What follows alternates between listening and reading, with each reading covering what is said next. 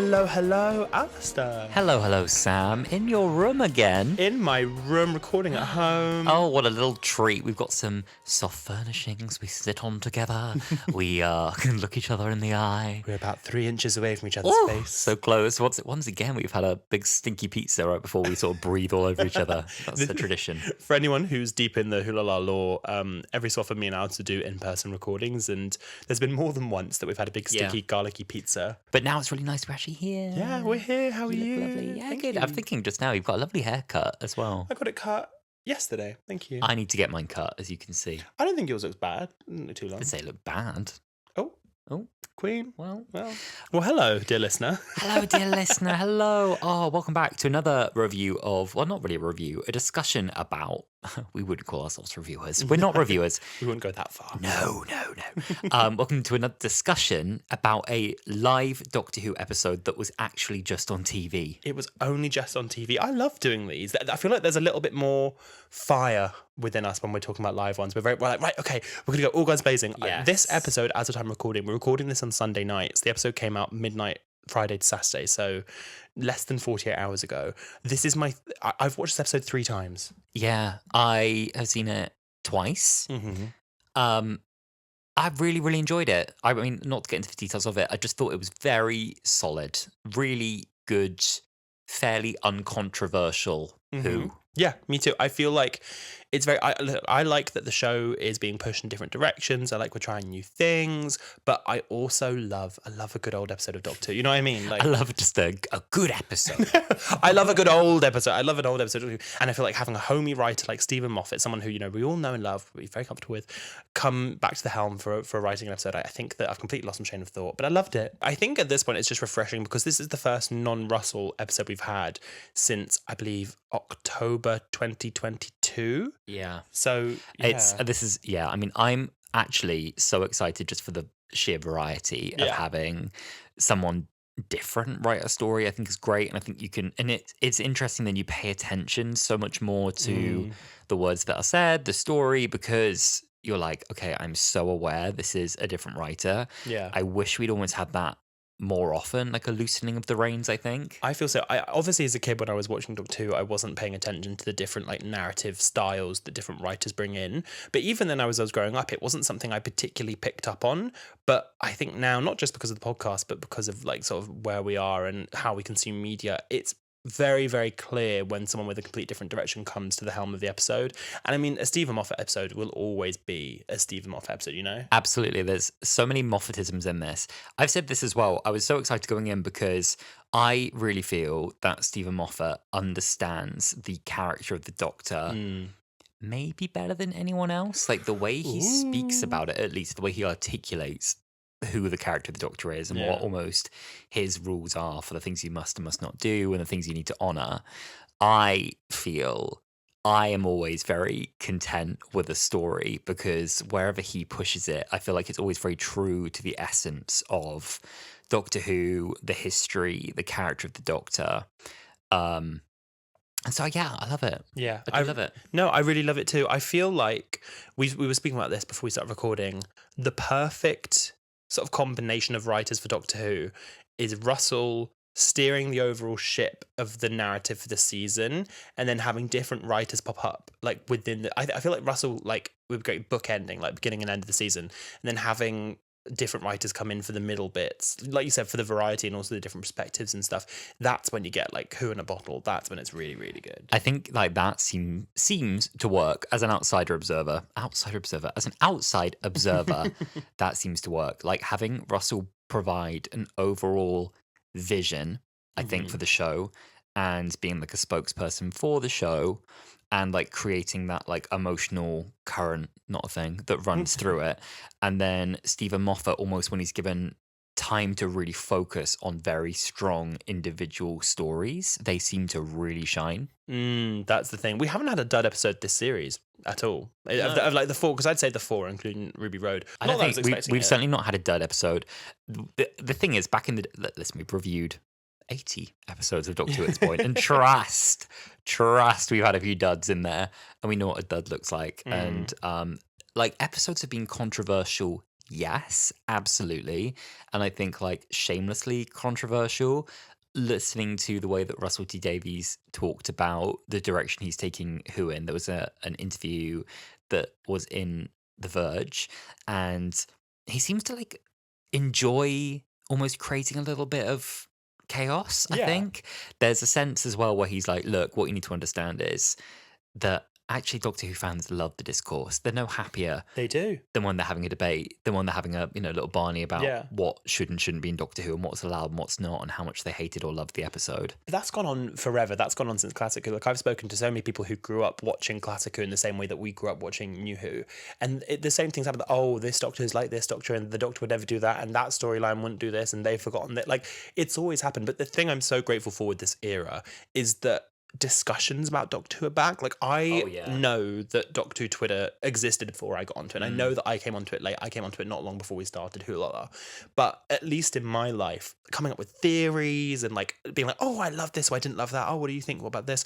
I am so deep in this trickster theory that's bouncing around. If you haven't seen our video on TikTok, you're probably the only Doctor Who fan who hasn't seen it yet, because it is doing the rounds, and I'm knee deep in theories at this point. You're sold. You want to hear about my theories? You want to hear about my theories? It's true though about discourse. It's interesting. Obviously, we shouldn't pay too much attention to what happens on X/Twitter. I think it is just X now. We need to just call it X, and we shouldn't. But like, because the reception this week has been overwhelmingly so positive to this episode, the discourse surrounding it is sort of like a bit more boring. Yeah. As in, the discourse in itself is It's more just people like, saying they love it. it's just people saying like, oh, that was great. I didn't, feel that way. But there's no real kind of like heated, like, people really were like, in the last two episodes, people really got passionate. Do you think you're going to keep doing the midnight viewings? Because every week we're like, oh, maybe we're not, and then we do. I think it's going to keep happening. Yeah. I think I have a horrible need to be like amongst the first to see. Yeah. And I just don't sit well with like going, night, night. Like while it's... I couldn't sleep because I don't fall asleep before midnight. I can't sleep while Doctor Who's happening. I can't. And it's become an event for me now. Like there's something about the excitement of like hitting play dead on midnight that unfortunately I'm just tied to it forever now. This week we are diving into episode 3 of the new season Doctor Who. Boom! As you may have picked up, written by Stephen Moffat. Yes, aired on the 18th of May, 2024, with an IMDb score right now of 8.5 out of 10.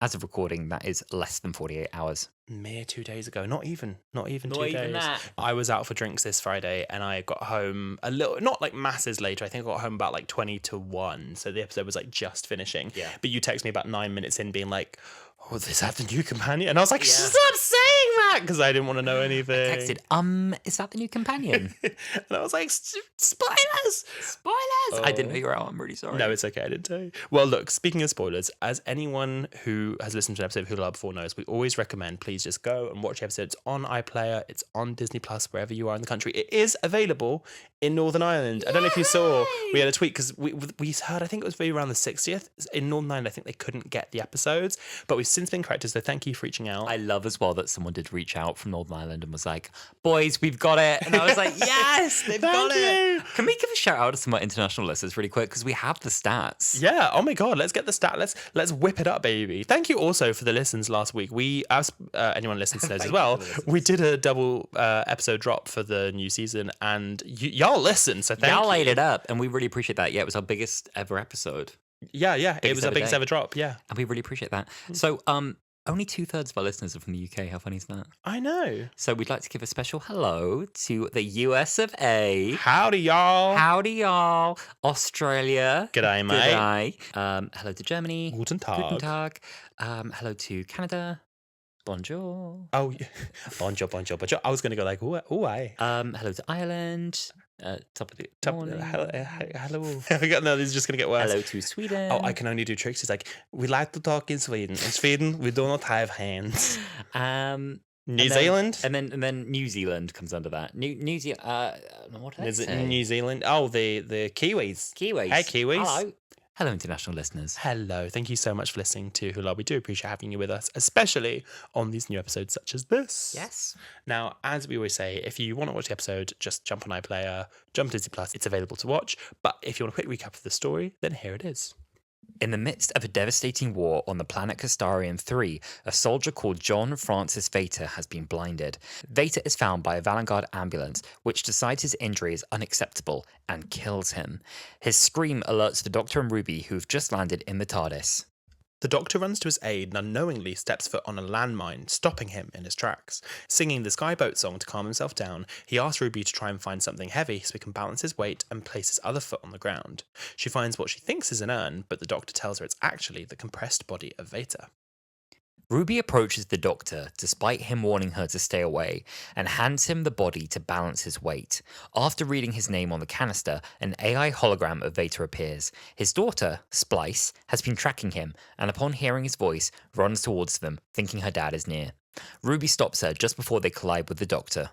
Fellow cleric Mundy Flynn finds the three and tries to force the Doctor to drop Vader's body, even shooting him in the hand to do so. He warns her that his Time Lord biology will cause a much bigger explosion than she realises, and if the landmine kills him, it'll blow up half the planet. An ambulance locates them, and after connecting itself to the Doctor, Ruby tries to distract it by firing a gun. Mundy tells Ruby to stun her arm to create a distraction, but is caught by Canterbury James Oliphant, another of the clerics. Thinking Ruby is threatening Mundy, he shoots her down. As she begins to die, a mysterious snow appears again.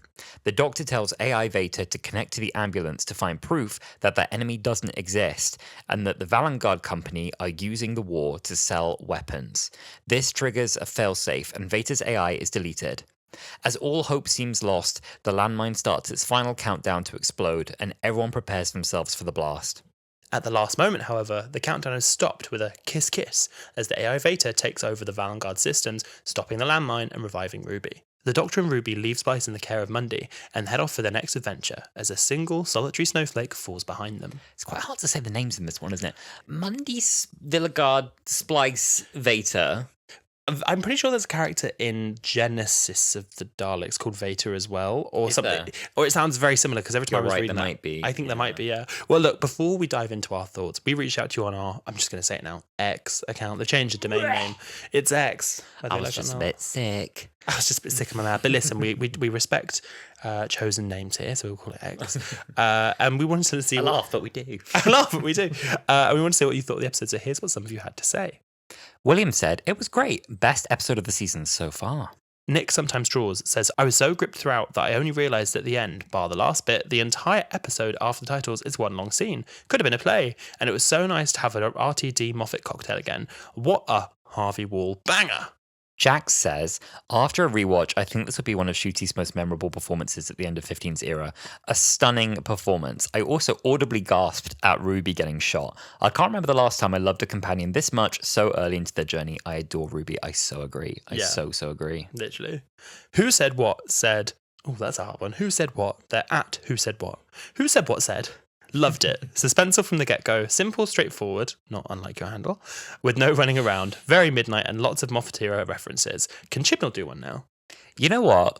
It's controversial. I'd love Chibnall to get the chance to do one more. Before Chibnall gets the chance to do one more, I want to have more diverse writers. I agree. And I guess another separate ask is I'd quite like RTD to get the chance to write 13 and bring her back for at least a cameo. People were saying, I saw people online saying they wanted Moffat to write, or like it's sad that Moffat never wrote for 13. Moffat for 13 would be a banger. That would be really, really good. Sarah at the actual Sarah says, I thought it was quite dull. I wanted more world building. How I meant to care about the secondary characters. Spice was written a lot younger than the actress who played her, so the dialogue was quite jarring. The snow theme is overly done already, but I do love Ncuti. We'll come on to some of that. We will. River said, the exact Doctor Who I wanted back. Feel sorry for Russell that he's been so aggressively upstaged straight away. Lol. It's the lol for me. It's Holly said, it was a little weird hearing Moffat's writing in 15's mouth at first, but damn, this episode whips along at such pace, it feels like it's only 10 minutes long. Oh my God. I so agree with the writing. We'll get into that as well. But it was like 12 and Clara having discussions with different actors. It was, do you know what? I've watched it. The first time I watched it, I heard mainly 11. And then the second time I was like, oh, this is so 12. But I always heard, 12. well, actually, no, the first time I watched it, I heard a lot of Amy in Millie. And then again, the second time I was like, oh no, this is 12 Clara. Well, we'll come on to it, but it's nice that we almost did so many 12th Doctor rewatches and Clara rewatches so recently to put it almost front of mind, so that coming to this now, we didn't think we were doing homework, but we were. Sam, I'm going to begin with a high. I think the concept of a landmine story is so great. I was just excited to hear that Moffat had almost written himself into a difficult situation where it's like, interesting, how is he going to create a 45-minute story where the Doctor is entirely stationary? And he did tease he was going to remove the one thing the Doctor always relies on. I had no idea. I was racking my brains as you said that. I was like, his voice, but we've already done that. His sight, but we've already done that. Well, it's his motion. Well, no, it's not. In the end, it was his ability to talk his way out of a situation. But they removed his ability to move. And that, but I think the thing he relies on is that he can talk his way out of it, and you can't negotiate with a landmine. You can't beg for your life from a landmine. That's very true. I think the point was Kind of does in the end. Well, yes, other than everyone doing a surrender, so he does talk his way out of it. Just so but right. He didn't do the surrender in the end. That wasn't the resolution. The resolution was the AI went in and corrupted. You're right. I guess so. Anyway, I was just excited by that whole concept, I think, and just it being this very intimate story, especially after you've had, well, actually quite a few stories now on this huge scale with loads of different adventures, with very big kind of world-ending stakes. It was nice that we had something that was set totally inside this little crater. Yeah, exactly. No, I like that. I feel like with any kind of art, and as we've said, Doctor Who is queer art, with any type of art, you work well under limitations and restrictions. And I think a story like this, especially with someone like Moffat, and it's not to say Russell isn't this strong or Chibnall isn't or whatever, but I'm just talking specifically about Moffat, his writing and his dialogue is so good and so strong, and he can really tell a story with it. So he is the writer to do this kind of story, I think. I feel like he does spend all day thinking of clever lines, because he included a few in this one that he like had in his back pocket where he was like, oh, I always wanted to use that one. He found a reason. I feel like there's like a notes app full of like unused Moffat lines where he's just out and he's like, oh my God. Well, there's one that I've got, I'll keep it for my fun facts, that's like a specific one that he had for another storyline in another episode.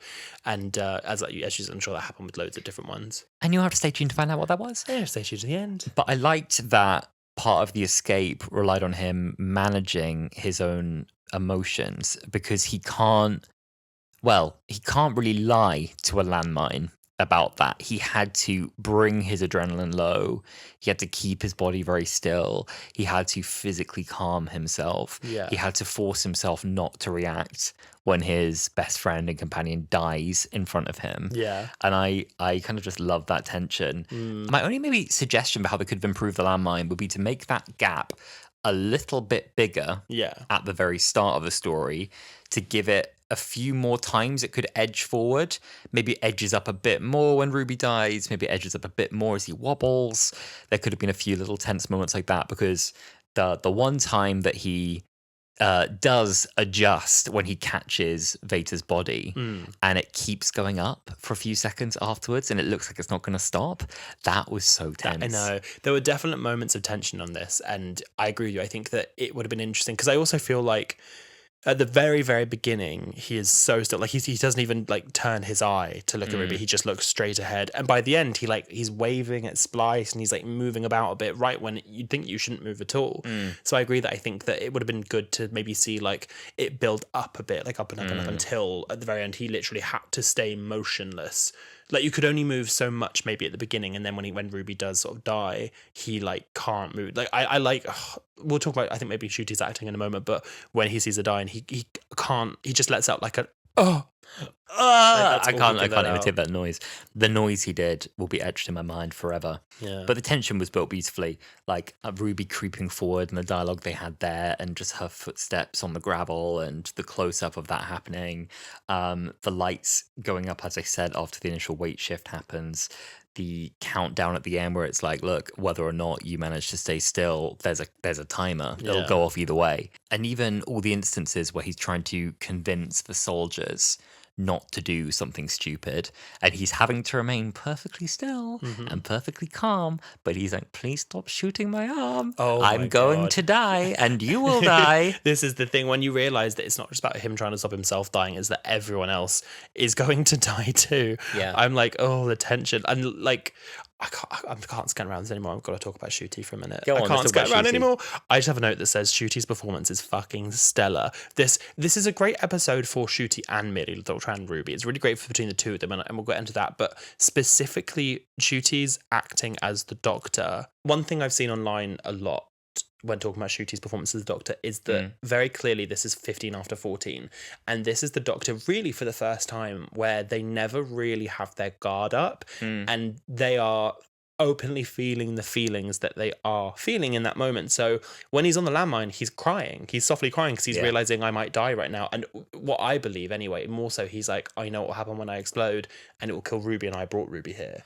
Yeah. And that's what he's feeling. But the way that he jumps between being able to be so funny and witty and also so serious. There's the line where he says, I'm more explosive than I look, and honey, I know how I look. And then immediately afterwards he's like, I will blow up your silly little war. And he really toes that line so well.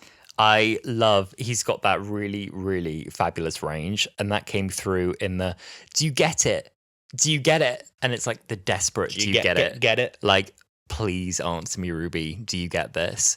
And then turning kind of furiously towards Mundy and it's like, do you get it? And then like the really snarky, do you get it? Like, you idiot, I have such disdain for you. Yeah. And just cycling through those three things. I mean, I feel like honestly from day dot, like I've been so sold on Ncuti Gatwa as the Doctor. He hasn't, I think, you know, people would talk about like their I am the Doctor moment. I feel like so far Ncuti's not needed an I am the Doctor moment because you believe it. For me, like my solidifying moment was his running over the rooftops in the church on Ruby Road. That was my, there he is, there he comes. And as I said, my moment for me is always when you get that sense of reassurance of, oh, the Doctor's here. It's going to be okay. And I've always had that, you know, I think just with Ncuti on screen, you always have a sense of like, okay, he's in an awful situation, but this is the smartest guy in the room. Yeah. This is someone who will find a way out of this. And you really do feel that in this episode as well, I think, when he's talking to Ruby and he's talking to Mundy and he's trying to, even when he's trying to like comfort Splice and like figure things out with the ambulance, you almost always feel like he is in control of the situation.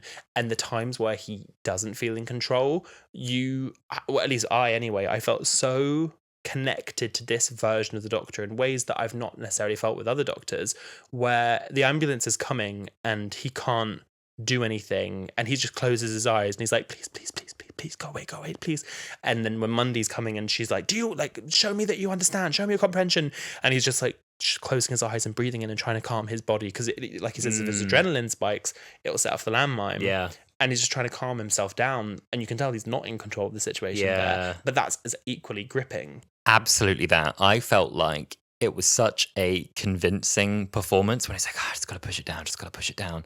It was so real, like managing the anxiety, just got to push it down. It's all good. Just got to breathe. Just got to stay calm. And almost like laughing through certain moments just a little bit. And then the frustration of, oh my God, shut up.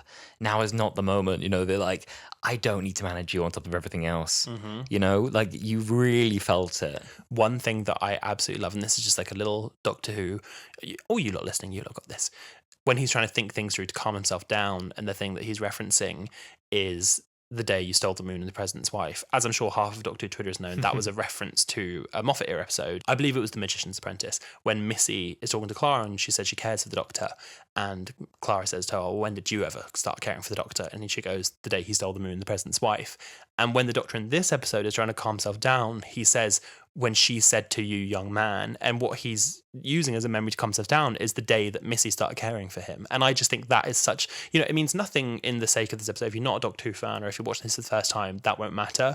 But for all of us that are very invested like us, it just really, I was like, oh, like it really, really like struck a chord. I thought it was nice because it was also one that like, if you didn't get the reference, doesn't matter. It didn't matter because it was still like, it was like an emotional moment. He's telling himself a story I don't know. You understood it. And even if you didn't get the reference, you understood why he was doing it. Yeah, because it was still like, oh, you know what? Maybe it's a story I wouldn't know. Maybe it's a childhood story that an alien would know that I don't know.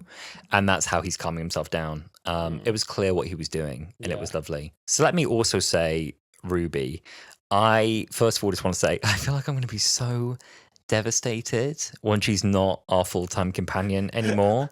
You came up to me the other day and you were like, oh, I just wish Ruby could be permanent. I was like, well, she is. And you're like, yeah, but she won't be one day. Like, I know, I'm not ready. I mean, it feels like, like you said, you were saying to me earlier, we were like, hey, Halsey, like next week we're at the mid-series point. I was like, no. And listen, we know we've got her for a bit longer. We've got 3 people in this episode a bit longer. We have. I just love her.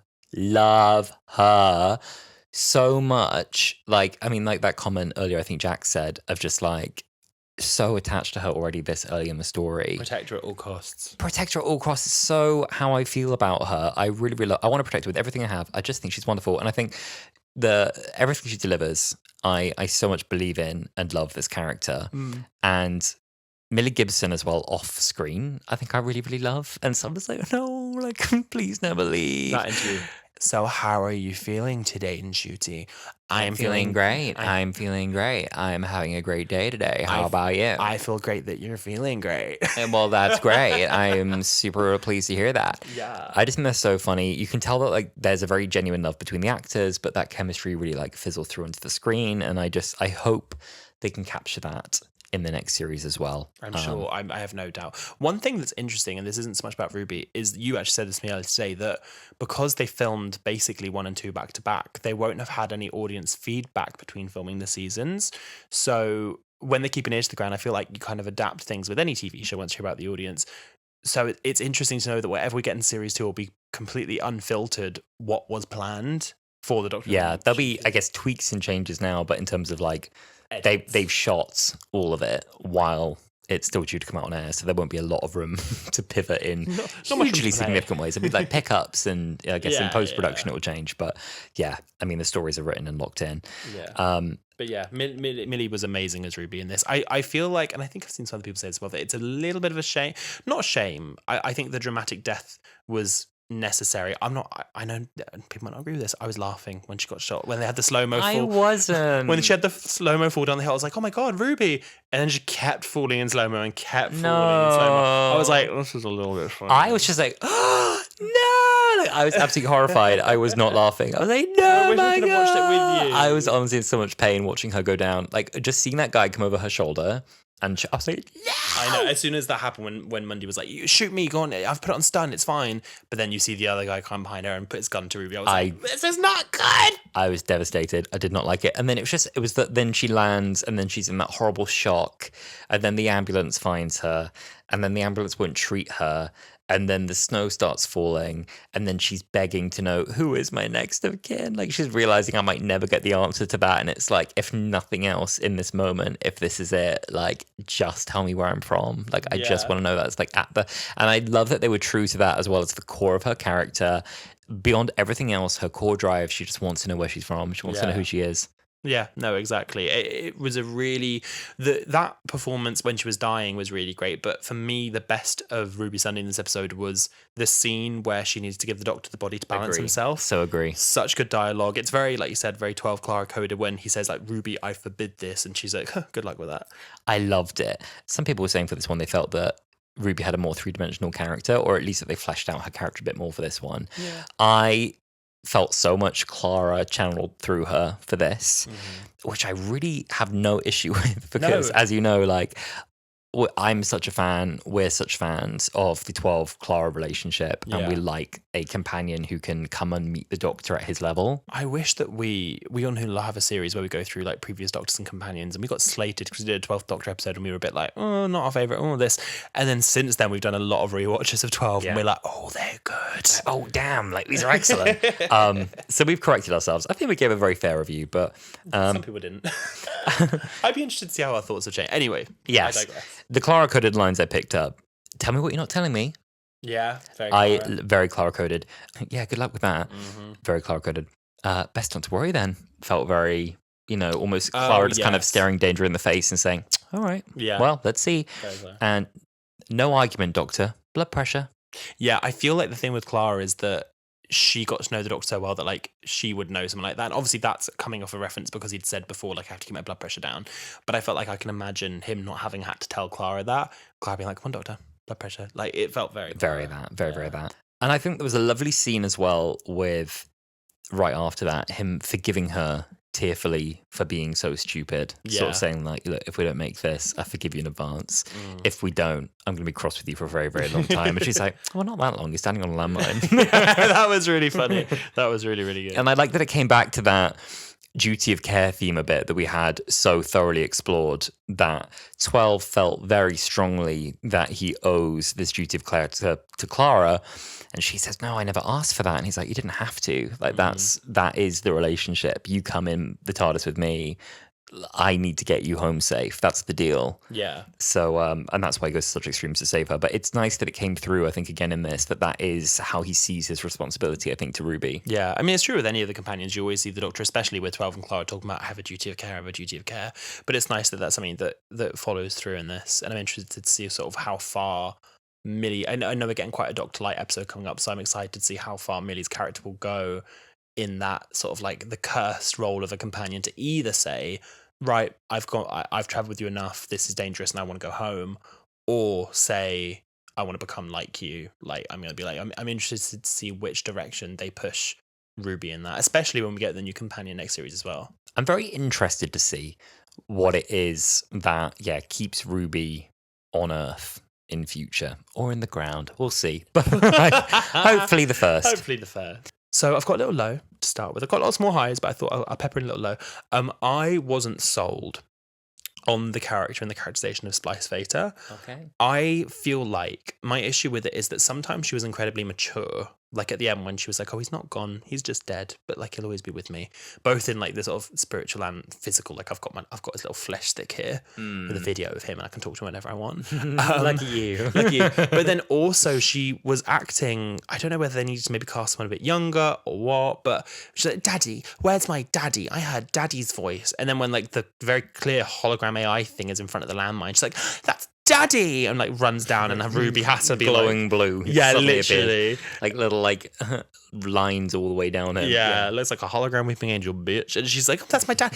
And like I feel like it would benefit from having a child performer who is maybe a bit younger, because the bit which like, that was the day that we were with the antelope, and you can hear like all the adults screaming. The computer is like, you're going to die. The landmine's going off. And she's like, I'm going to stay with Daddy. It's safe with Dad. I'm like, Veruca Salt, shut. I know. Oh my God. Give me the mic. Her running towards the AI was the most jarring thing. When she's like, that's Daddy, and just charges towards his hologram. She's like, no. Ruby's like, don't do that. And she's like, la, la, la, la, la. I was like, oh my God, this idiot child. It really, really bothered me. And then you're so right. That moment where you have Ruby dead on the floor. Mundy is like, oh my God, you've shot Ruby. Other guy is like, oh my God, I've shot her. I didn't mean to do that. The Doctor is, this bomb is about to go off and take half the planet with us. And she's like, that's the day we saw the antelopes. I was like, oh my God, why are you here? I hate you. How are you this oblivious to the things happening around you? Your dad is dead and now a stick of flesh. And that guy is holding him. I was like, well, what are we doing? Like, what are we doing? When Shooty kissed the fleshlight. Not nice. Not nice. Also, fleshlight. I think the issue was, I think they were trying to communicate almost like in this child, even in a child, look at how Faith has infantilized her. I see that. Yeah, I get And that. I think she was looking at this like AI hologram and on some level believed that was really truly a ghost of her father. And I think that's what they were trying to get across, is almost that she understood that wasn't really her dad, but she didn't care. And she wasn't grieving him in the normal way because she so believed. She's been gathered to heaven to be with God early. I was like, well, it's a little bit like... Exactly. So I think that was the point they were trying to make. In the end, it just made her look a bit stupid. Yeah, well, this is my thing. I think that it would have been more believable had it been a younger performer, because then when you have the moment of real emotional levity at the end where they're explaining to the Doctor about the difference between being gone and being dead, I think if those words come out of like a 4-year-old's mouth, that would have sounded a lot more like, it would have sounded quite profound. Yeah, exactly. Whereas when it was like the 12-year-old, I was like, oh, yeah. That was it. They kind of needed a 4 or 5-year-old and not like a 10, 11-year-old. I think is at an age where like actually kids are quite clued on to what's happening at that point. Yeah. So that was my biggest issue. The opening bit that they put in a lot of the promos as well was the bit about the minty breath. And I think it was just the way it was directed was interesting to me as well, because it felt like the way the dad should have been bringing it up, right? It's a real conversation that parents and kids have, right? It's about like, you have brush your teeth, your breath stinks. Yeah. You little liar, get upstairs, brush your teeth. I totally get it. And it's establishing the relationship between the two of them. He is the caregiver. Wonderful. Minty breath. That's a real relation. Like that happens. It's real, right? It's a conversation they'd have. However, He is delivering the information on his comms in the most breathy action hero way. Like, he also has to be aware that he is a hot dad. A hot dad, and he's like, "Let me smell your minty breath." And I was like, "Oh." And then she kind of puts her finger. She goes like, "I know." And it should have been like, "I can tell. Like, I can tell you've not brushed your teeth. Do them now." I was yeah, like, it should have been like, "Whoa, you stink." It should have been like, "Woo!" Oh my god, you young lady, you stink. And it wasn't done with that level of like a lightness to it. Yeah. It was, I don't know, there was something. It's difficult because he's on a battlefield and he's blind and maybe going to die. So I can understand being like, right, if no done, you can't, but just going to, and he's working through. But it was definitely played a bit weird. It was played a bit odd. But that was my minor critique. And they just kept promoting that clip about, "Let me smell your minty breath." I feel like you were like pointed this towards a lot more than I was. I think the thing is, I had a bigger issue as well because beyond all else in the world, I can't stand bad breath. I can't stand bad breath. And so just this. I really thought you were going to be like, "Oh, I've got daddy issues." I think also just knowing the whole episode she had the bad breath made me dislike her that bit more. No, I think she went back and brushed her teeth. Oh, she brushed them and then she joined them. Yeah. She brushed them and she ran on. I think it was that she thought he was coming home. So he was like, "Brush your teeth before I come back." She brushed her teeth. He didn't come home. Then she tracked him. Here in the hater corner, I'll make one more negative comment. Another low, I guess, for me. The romantic subplot, for me, wasn't super convincing given the pace. We didn't have enough time, I think, to get to know Munty and the character whose name Munty. We're keeping that in. No. Mundy. Oh my god, that's so proud. Munty. Munty, where's my Rizzler? Munty, where's my backy? Minty Beth and Munty Sunday. Minty Bunty Munty Sunday. It feels like we're in an episode of Miranda. Minty Bunty Munty Sunday. For me. Oh my god. So for me, the romantic subplot, I didn't super buy into it. I just felt like given the pace, I didn't have much time to get to know Mundy and the character whose name I completely forget. Who you don't even need to tell me. The other guy. McGee. Yeah, Sergeant McGee. I just didn't have time to get to know. I didn't care about him or the upper thigh tattoo he was looking at. I didn't understand posh whoever's leg. It was not in 45 minutes. I'm sorry, I don't care. Yeah, it's not the core of the story for me. The thing is, I was writing the recap for this episode, and the only reason I wrote him into it is because he's the one that shoots Ruby. Other than him shooting Ruby, he has nothing to do with this plot. The death doesn't really be a catalyst for anything. It barely slows it down. Literally. She sobs for about 30 seconds and we're on. Not even. We move over. Yeah. I feel like the point of him in there, almost with the romantic subplot, was just almost to underline, wow, isn't war pointless? How it can sweep away like a potential love story like that because of, a silly mistake or angry AI ambulance. I just think that, and for someone like Moffat who does write such good stuff, and I'm not here to say that everything Moffat writes is perfect. We all know that everyone writes good and bad. We know. I agree. I think the love plot was very heavy-handed. The lines that they gave Mundy, people were saying as well, which I don't love as well, that she's been in one episode and all they did was really make her a soppy religious woman who was a bit of like a lovesick, something like she was like, well, you don't even like me. And then later, Canto, do you like me? And I'm like, oh, are we 12? No, she is. Spice in the corner. She could be there. It's the day we saw the antelope. Do you like me? Like, it felt like it was going to go out of her mouth. And I was just like, it's really heavy-handed. And I agree. I don't think we've really got the time to care about any of the side characters, to be quite honest. Also, I'm so sorry. The moment I really rolled my eyes so hard, I actually was in agony for about 5 minutes there. I had to try and get people to come to the front of my head again. I had to try and pause iPlayer. I was like, oh, God. My eyes.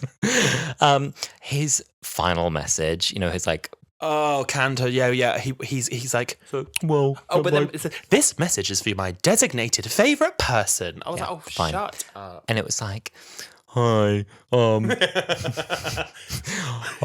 got a crush on you. I've got a crush on you and I really love you and it's fine you don't love me.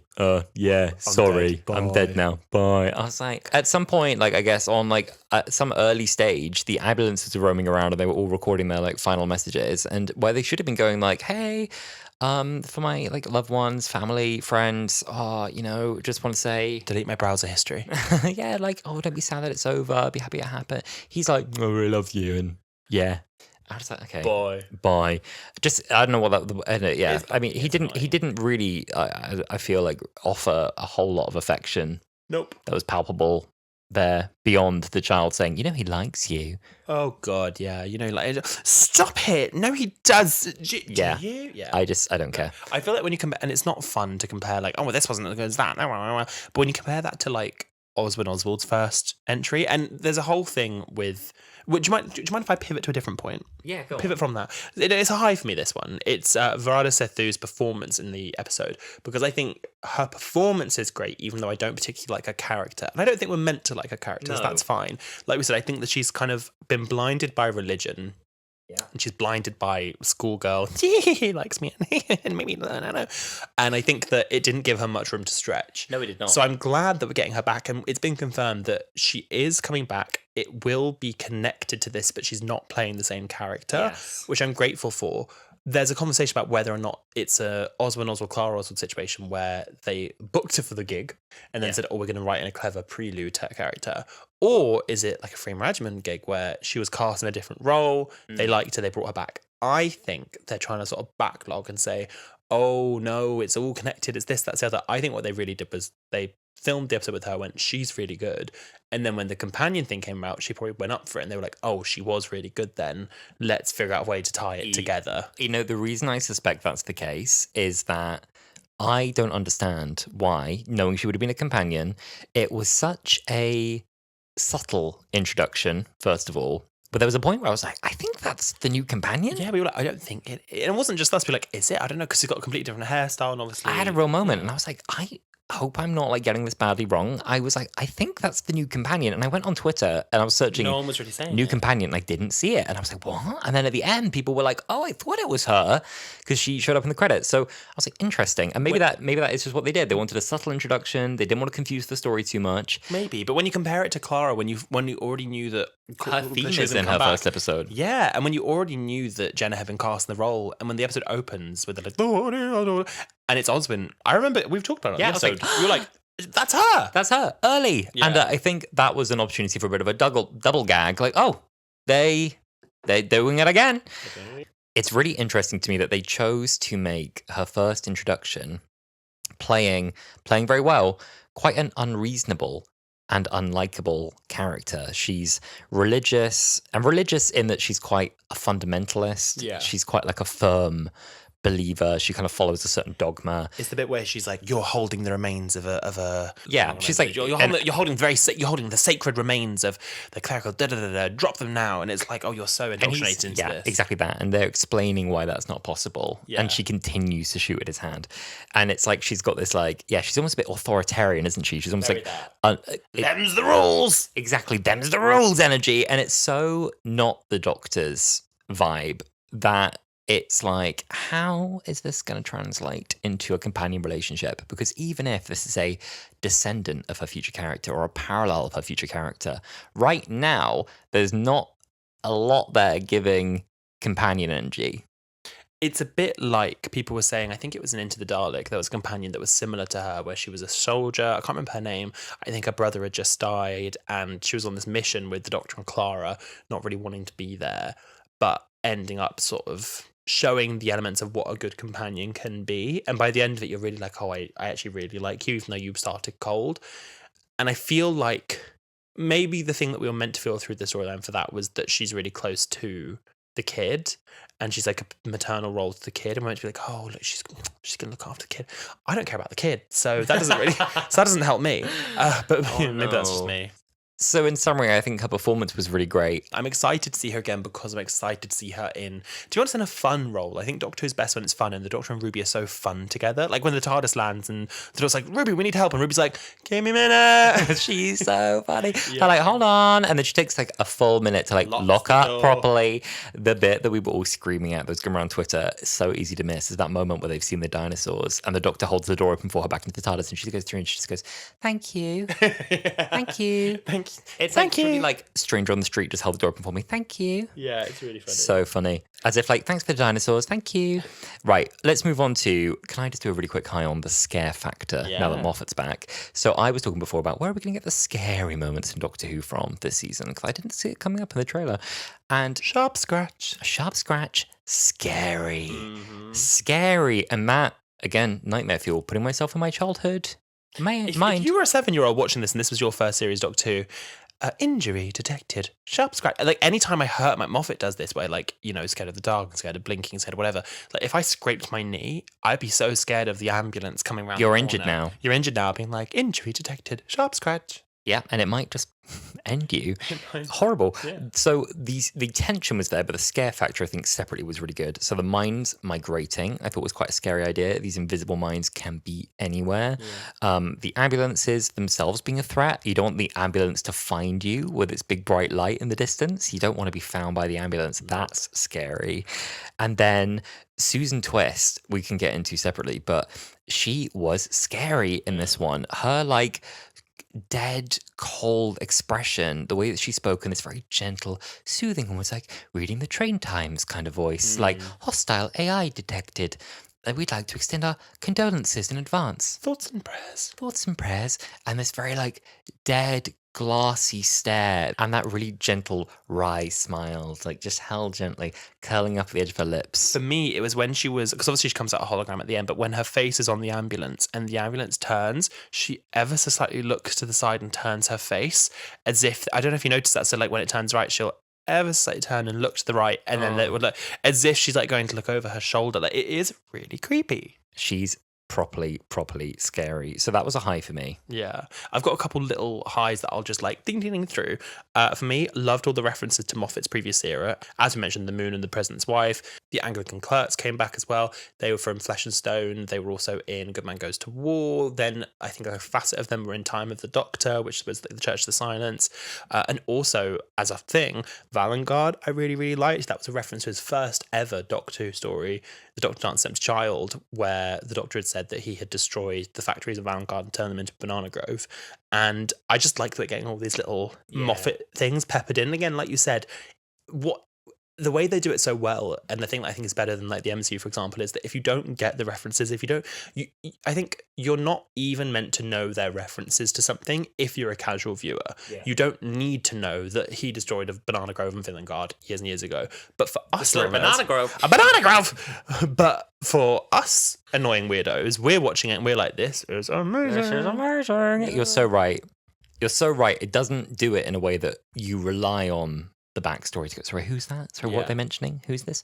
It's written in a way that is a nice payoff for a fan, but it's not, you don't rely on it. Well, even just the way they say lines, like this bit where the love interest, I can't even remember his name, I think Kanto, he dies and she's like, are you okay? And he goes, I'm fine. How are you? And it's very, hey, who turned out the lights? Hey, who turned out the lights? And like, exactly that. You know that like the embodiment of someone's voice that you knew was live and is now dead, but they're still talking to you.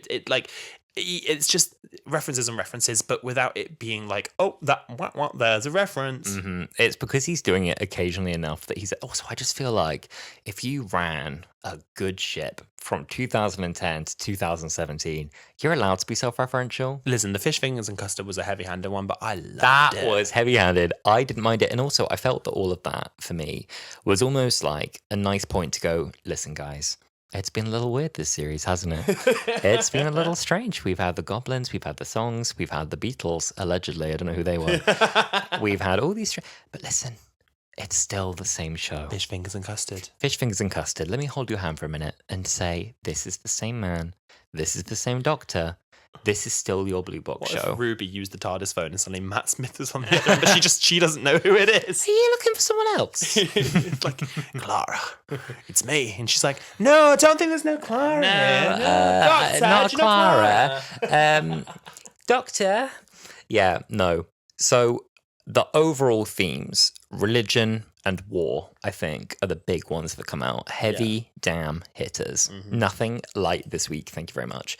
And I think they've done a better job, I would say, of dealing with those heavier themes than we have done with the lines peppered into previous episodes, I'd argue. Yeah. Still, nothing subtle. It does whack you over the head with the points that are being made, but I feel the point is being made better. Yeah, I mean, it's like you said last week, even though it's a point I agree with, it can be a little heavy-handed. But for this episode, when it is an episode about war and the lead characters are a religious facet who have turned themselves into soldiers, it makes sense. Whereas I think sometimes, and I think this is maybe the case in Space Babies, it's a bit like they're trying to create a story around this narrative, and they just kind of wedge it in, and they're like, oh, well, here's why we're saying what we're saying. Yeah. Whereas in this one, even though it was heavy-handed, it was interwoven, I think, a bit better.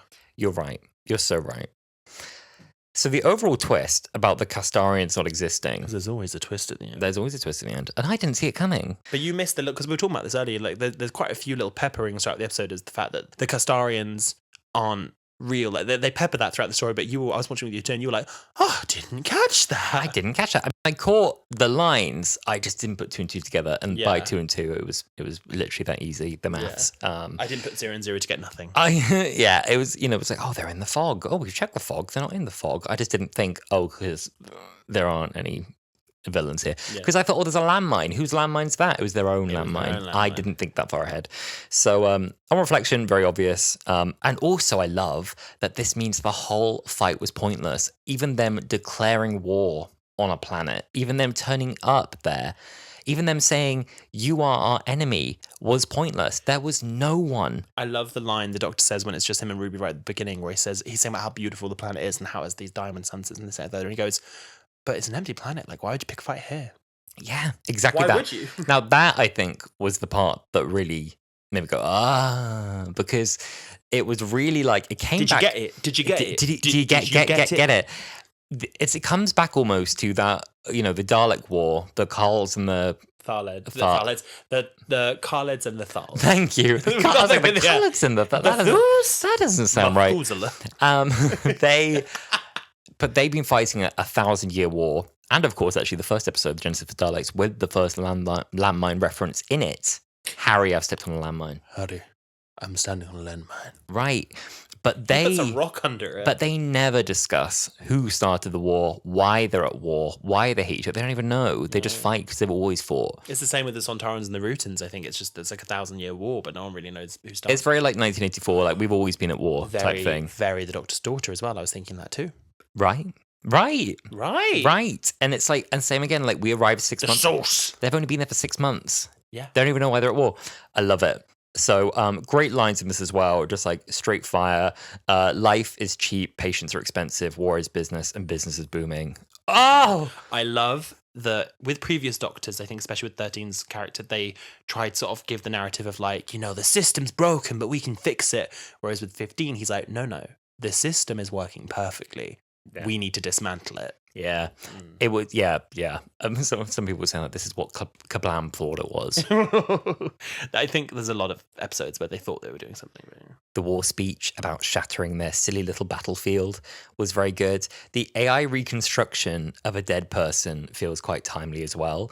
Like, barely resembles him, full of corporate babble and safeguards and words like, I was humanely terminated. And also, he can be deleted. At any given time, the corporation can go, oh, no, actually, that wasn't him. That was a malignant virus. We had to get rid of that. Sorry. Thoughts and prayers.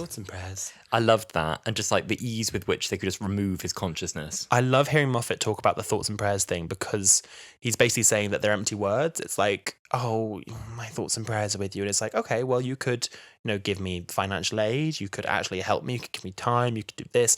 And it's just empty words. And in this, there's an undeniable link to religion where it's like, they're just giving you thoughts and prayers when really what they're giving you is nothing. Yeah. Less than nothing, because then when there is an opportunity to help you, the ambulance, when they accidentally shoot Ruby and the ambulance is there and could help, they go, oh, she's a non-believer. Like, I'm not programmed to be able to help her. Yeah. Sorry. Yeah.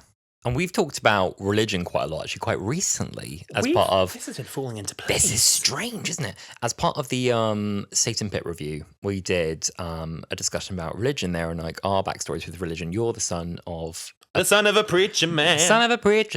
And I was raised in a religious household as well. So I don't think either of us are like coming at this as just like, yeah, religion sucks. But whether or not you are religious, it's absolutely fair to have a critique of the worst aspects of religion and fundamentalism. And I think the jabs that are made in this are absolutely fair, I think. And Thoughts and Prayer specifically with a cheery jingle and like the rose, the 3D hologram rose that like rotates with it, the utter meaningless and emptiness of that phrase, the total insincerity of it as well. Like Thoughts and Prayers. Sorry for your upcoming loss. Faith Gyal. I love that. And I feel like that was ad-libbed by Shooty. I feel like it was written girl and he added that in. It was so the right thing. And the other bits they put in there as well, like, God loved Mummy so much that he gathered her up. Gathered her all up, wanted him to himself. And everyone, the two of them look at each other like, oh, God. Yeah. And since when is the church an army? You're in a blip. You know what? The Telegraph hated that. Really, did they? They hated that. And it's I'm sorry, it's true. And I'm so glad that with this episode being written by Moffat, he's brought back the evangelical clerics from previous episodes, because this isn't like a new thing. You know, people are like, Doctor Who has gone woke, go broke. Whereas this, literally 2010. Is that how you hear it when they say That's it? how I hear it. Go broke. But like, this isn't a new thing. I mean, this social commentary on not just religion, but in general, social commentary in Doctor Who has been on for years and years and years. Well, in Classic Who. But specifically with religion, these specific clerics have been in Doctor Who before, multiple times, going back as far as 2010, and the message has always been the same. Like, Amy's asking the Doctor, the 11th Doctor, she's like, what do you mean, the church is soldiers? And he's like, religion has moved on. When really in here what he's saying, which is true, is that religion is as it always has been. Yeah, well, look, overall, I think this was just such a good episode of Doctor Who. I think the final point that I want to say is that I'm curious as to what has gone on behind the scenes in regards to sort of late changes and edits, and how the way the series coming out might have differed from how it was originally intended, because it seems like there are little things slipping through the cracks in the way that the episode's been potentially rejigged. It seems to me anyway, and it seems to a lot of people that episode 2 wasn't meant to be episode 2, and that this was meant to be before, because there's the line in The Devil's Cord where Ruby's saying about how she's been travelling for 6 months with the Doctor, but in this episode it's so clear that this is her first alien planet. It's a really big deal, so it feels like those episodes have been switched, and I'm curious why that might have been, because we're assuming that maybe there's like a focus group or something that was like, oh no, they love Jinx Monsoon, do Jinx Monsoon earlier, and oh no, that's a slow burner, push that a little bit later into the middle of the series. And I'm just curious what it is, because it feels like there's a few things slipping through the net.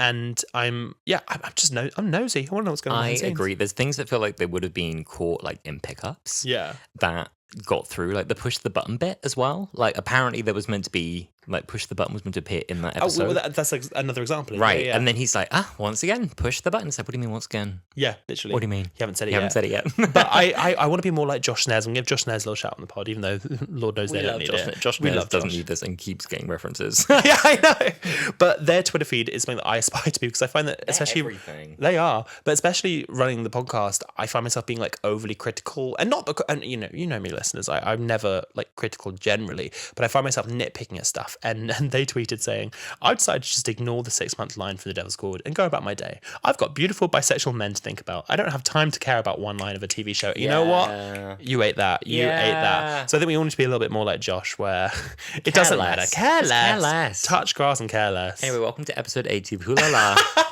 A Doctor Who podcast. Well, if you have been with us throughout these 80 episodes, you might know a little game that we'd like to play on this. I don't know it. What is it? Oh, no, it's a little game called Camp or Damp. Oh my God! It's Camp. It's Damp. Oh my God! I'm sorry. Vomited everywhere. Yeah. Mama flew up.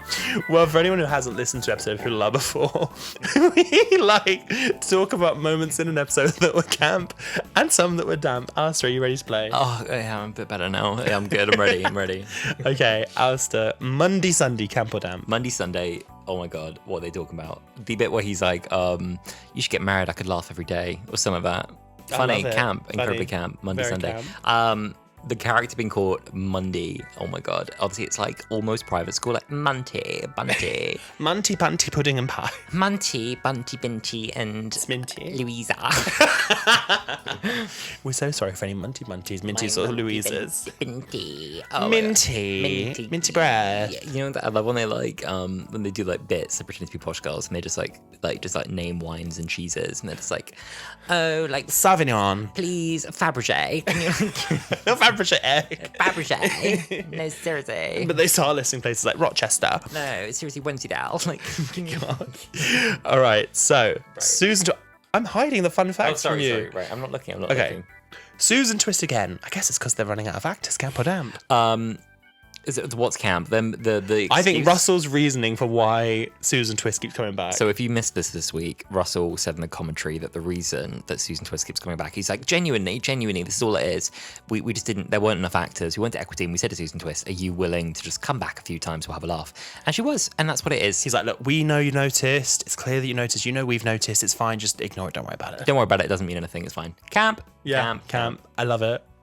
And finally, the Doctor dances again. When he goes boom, clap, boom, clap, clap, boom, clap. You know what? This is really controversial. For me, it was giving Gangnam Style a little bit. But that's fine. But the Jew the drunk giraffe. I didn't. Sexy lady. I think that's the lady. kind of dance Doctor would find cool. I'm surprised, but the Doctor in this era is cool in every other sense. But then he needs little moments like that where he thinks he's being really cool, but he's doing Gangnam Style. Yeah, that's fair. So let's give it. What's in the middle of Camp and Damp?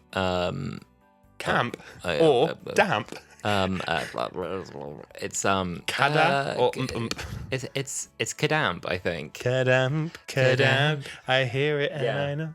Well, there you go. It's Kadamp. Yeah.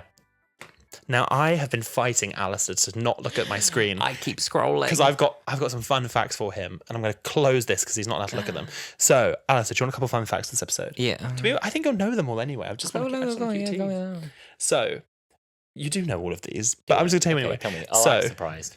The TARDIS interior was filmed in camera in this, and nothing was green screened. Is it? Sorry, I'm trying to react appropriately. Okay. Well, do you can do this one. Did I do too much? It was all right. You do this one. Okay. You actually know this one. All right. So let me. Projection. Oh, right. Okay. So Alasdair, the TARDIS interior was actually achieved in camera using the same projection technology as the rest of the planet. Gasp! That was the fun fact. You knew that anyway, though. Did they put it on the LED at the back? It was on the LED. So basically, this episode was all filmed in camera where, similar to The Mandalorian, they have this projection technology. I think it's not the exact same one because in The Mandalorian, it's 360. It's not surround, whereas they had a screen. But they basically previs what the planet looks like, project it onto the screen, and then the actors are performing so they can get like real lights. They have real things to look at to react to. It looks great. Looks great. But what was really cool is the TARDIS prop was in front of the stage. When they open the doors, you see the TARDIS behind them. But that is on the same screen. So if you move the TARDIS prop out of the way, there would just be a little square of TARDIS. I love that. I think that's such a clever way of having them do it. I really like that. And it wouldn't have been possible before either. It would have been possible before. And it's camera tracking as well. So when the camera moves across it, the image moves as well. It's tracking where the camera is. Yeah. There's so many times, even recently, they still haven't quite nailed that until now. There was a moment in the Capaldi episode we reviewed, Flatline, we missed this, when he gets out of the TARDIS and goes, and it seems I must play mine, the man who stops the monsters. The TARDIS wobbles. The background behind him, it kind of ripples because it's paper. Oh, I love it. Yeah. That's Doctor Who, baby. Even in the Children in Need sketch that just came out, I mean, obviously that's got a different budget and stuff, but it's Jodie's TARDIS interior, and he opens the door and it's so clearly a cutout of Jodie's TARDIS, but I'm pretty sure it's upside down. Oh, yes, it is. It's upside down. And I was Yes. like, oh no. But yeah. Oh. So the line "Snow doesn't snow until it falls" was an unused piece of dialogue that Moffat had actually written for A Christmas Carol, the first ever Matt Smith Christmas special. He'd cut it, and he had previously said on Twitter that he regretted cutting it, so wanted to include it in the episode. Write in the notes app in the use later if I return folder. Right next to the Christmas saying Christmas till somebody cries. Oh no, that's Donkey from Shrek the Horse. That's a good one. Is that kind of what he ripped off? Yes. Yeah, that's probably exactly what he ripped off, yeah. And finally, because we're quite early doors to getting fun facts, I think, that came out yesterday. Yeah. In the comic, The Whole Thing's Bananas, which came out, it was a collection of different Doctor stories. It was a big comic book where you had a short story for every single Doctor. And this was the War Doctor story where we finally see him destroying the battleground factories of Vanguard and turning them into banana groves. And I thought it was funny. I love the initial Vanguard destruction story with Chris Eccleston. Was it Chris Eccleston's Doctor who did it? Wait, it was the War Doctor's Doctor. It was the War Doctor who did it. Well, the whole point, it was the War Doctor that did it. So it was a comic about the same. I sent this to you earlier today. And I said I'd read it. And dear listener, he had not. Had he read it? He had not. So this is, I'm just showing Alasdair. Oh, yes. Online. Oh, this is the War Doctor blowing up and turning it. He used I think it's called like a fruit bomb or something. Like the whole point is it converts the atoms into produce, and that's why he turns them into a banana grove. That's really funny. I like that it was the War Doctor. Well done, John Hurt. Well, thank you so much, dear listener, for listening to this episode. We hope you enjoyed. Next week, we're very excited to be... Every week I feel this. I felt this last week. I'm like, I can't wait till next week. We've got 73 yards. Oh my God. 73 yards. The preview looks immaculate, you know. It actually really looks does. really good. It is. You know, you are right up my street. You are right up my street. Oh my God, looks so good. It looks like an episode of Torchwood. Welsh accents are back, baby. I love Welsh accents. My grandparents, my mum's side, all Welsh, and it just comforted my soul. I love as well, like them being able as well, finally, to be able to step out the TARDIS and go, we're in Wales. Oh yeah, no, we're always either in Wales or Corrie, or well, now we're on a soundstage. But I love as well folk stories, folklore, creepy stories. Like, don't break the circle. Getting it. The weirdness of it. I love. Like, that is the fantasy I'm ready for. Very much so. And also a political thriller, potentially. There's a lot of things they're trying to fit into this. There's the political thriller, there's the creepy folklore, and unit as well. I don't know. But I'm interested to see how they do it. Who is Mad Jack?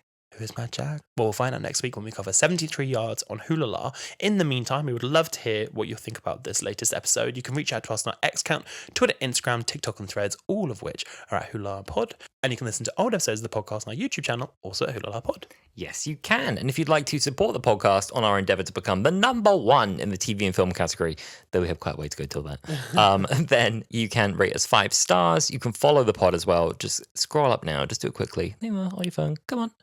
Do it now. Sharp scratch. Sharp scratch. Follow the pod so you get notifications every time we post an episode. You can go to our Coffee, KO-FI, if you'd like to donate something to the podcast so we can make better episodes. Buy a dollar. Have a coffee. And you can also share the podcast with a friend. You can either send a direct message and say, hey, mate, thought you might like this one.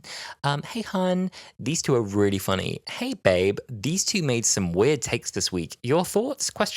Voice note me back. Listen, as long as they're sending it, we'll have whatever. You want to create another discourse? That's fine. You go ahead. You start discourse. You can quote retweet one of our tweets, linking back to the episode, and pretend we said something we didn't. Do you know what I really enjoy seeing people do a podcast is where you take out the little sound clip of the bit that you either liked or, to be honest, didn't like, and you share it on socials. So we want to hear from you. What was the moment from this episode that you liked? For me, it was a chat about banana grows. Yeah, I think it was. Well, thank you so much for listening, dear listener, and we will see you next week for 73 yards. We'll see you for 73 yards. I can't wait. Bye. Bye.